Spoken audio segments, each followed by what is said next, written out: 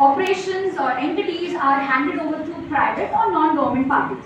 Herein, the public services like electricity, telecommunication, roadways, waterway, etc. All these things are transferred to private individuals so that the government can focus on strategic sectors like defense, power, nuclear, space, etc. Now, if I talk about the benefits, how it is benefiting the economy or a developed economy, first and the foremost thing that comes is it encourages the competition.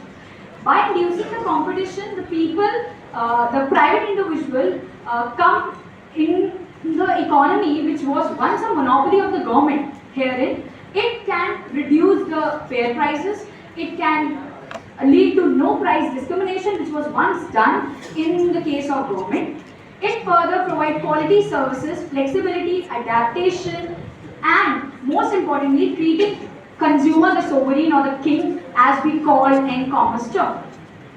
The best example is in India, the telecommunications sector, there are multiple players who are offering quality services at competitive price like Jio, Airtel, Vodafone, etc. And if I talk about globalized world, in US airlines and UK, electricity is the best example. Further, it reduces the bureaucracy, red tapeism and corruption which usually occurs in government sector leading to delay and blockages of economic activity, hampering the economic growth of an economy. We all must have watched the famous show Office, wherein they portray the bureaucratic management and leading to time delay, blockages of economic activities. Further, IIM Ahmedabad reports that private individuals are more responsive to the needs of consumer than the government sectors. It is found that private sectors are more adaptable to the innovation techniques than the government, which are lacking behind and using the same old and obsolete methods for their producing their products and services. It further benefits the government as whole also because it generates revenue and it reduces the expenditure of it so that it can focus on welfare of the society rather than profiting itself.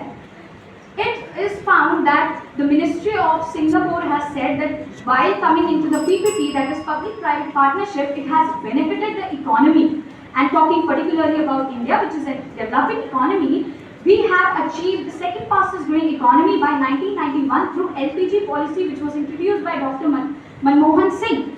And it is said that India is still going and fostering the development. Thank you.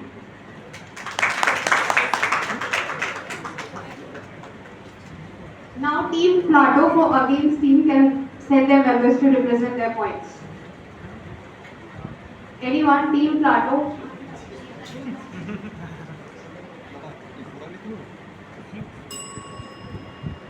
What a beautiful day it is, and I'm very happy to be sharing it with you all. Honorable jury members, eminent personalities, and all my dear friends. Namaste everyone, this is Swarnima and I am here to speak against the proposed motion of the House, thus privatization of public services will benefit or exploit the developed nation. Before I begin, let me take you back to the centuries. Do you remember what was the first step of colonization of our beloved India? Well, it was when the Mughal emperor started privatization by allowing the East India Company to conduct the private trade.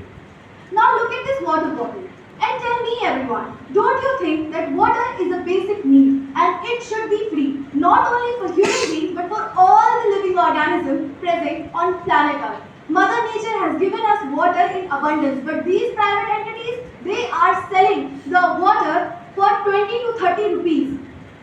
And in a plastic form which is also harmful for our environment. Now my worthy opponents talk about benefit and profit, that it will generate revenue. But let me tell you that in India, in first, second, third and fourth phase of privatization, it did not achieve the targeted revenue of the government. Then what kind of benefit and profit we are talking about? We are saying that it will provide efficiency. Let me tell you that McKinsey report says that 40% of the private workers, they are facing burnout, depression.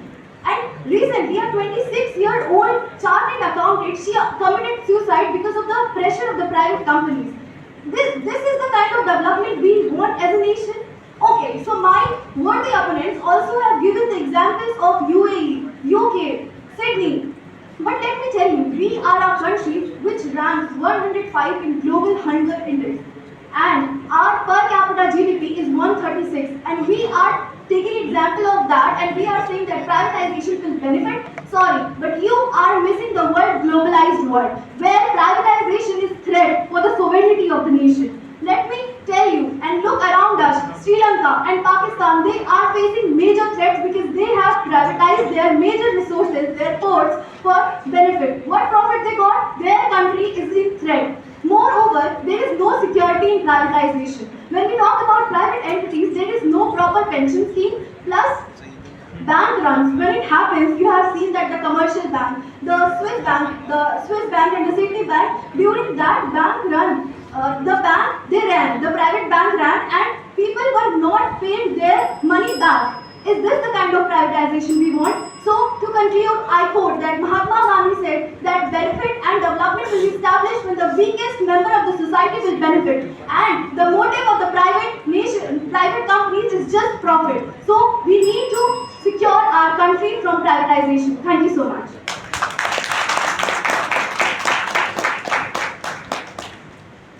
Now Team Plateau is given 1 minute to counteract, present a statement or ask questions. Team 4.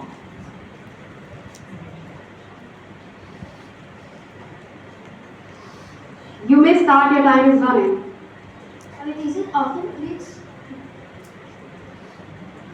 privatization often leads to better management practices and enhance qualities. The global report shows that before privatization of telecom sectors,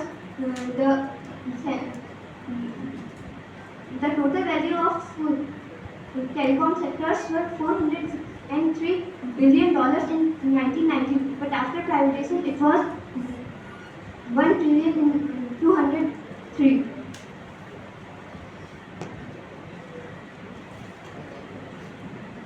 Your time is still left, you can speak if you want. Anyone of them you can ask questions? In either of the languages. Now Team Plateau against. My worthy opponents, they quoted the globalized report of telecom sector, but let me tell you, in our country, the privatized company, they share 40% of the GDP, but they are providing just 29% of employment. Now we have to see that the motive of the private sectors, it is always profit. That's why they are doing more layoffs, paying people less, leading to depression, distress, and it is also stressing our economy. And also, when you talk about trade, benefit, etc., we need to see that recently our DRDO has exported in billions, which proves that if government works efficiently, we can also run the system properly. एक और बात, जैसा इन्होंने कहा था कि ये same old method use कर रहे हैं हमारी गवर्नमेंट, तो ओल्ड मेथड यूज नहीं कर रहे हैं। हमारी गवर्नमेंट ने काफी सारे इनिशिएटिव लिए हैं, जैसे यूपीआई को इंट्रोड्यूस किया है और ये ई वीजा को इंट्रोड्यूस किया है, जिससे हमें ऑनलाइन घर बैठे 2 से 3 दिन में वीजा, ये पैन कार्ड वगैरह घर बैठे अवेलेबल हो जाते हैं और हमारे ये मल्टीपल ये प्रोसेस के थ्रू ऑफिस नहीं करना पड़ता। तो अगर ये गवर्नमेंट इनिशिएटिव ले और ये अगर ठान ले कि हमें एफिशिएंटली काम करना है, तो ऐसा नहीं है कि प्राइवेट सेक्टर उसके टक्कर पे आ जाए। Now Team Plateau for you are given 1 minute to counteract a question. जैसे आपने कहा कि ऑफिस नहीं करना पड़ता, बट बहुत सारे ऐसे अभी भी डिपार्टमेंट हैं जहाँ पे आपको स्टिल रोम अराउंड करना पड़ता है and you have to stand in that queue. तो you are working, but still government is also initiating on the startups where it is asking the private individual to run its own business and generate their income. It is not offering anything. Still, it is asking them to do so. And then, as my opponent mentioned, that they are not providing pension schemes and all. Late Ratan Tata sir was the one to provide and help the diseased one in the COVID pandemic time. So, what about that? He is also the private individual and he has been helping everyone, including the government, by generating income out of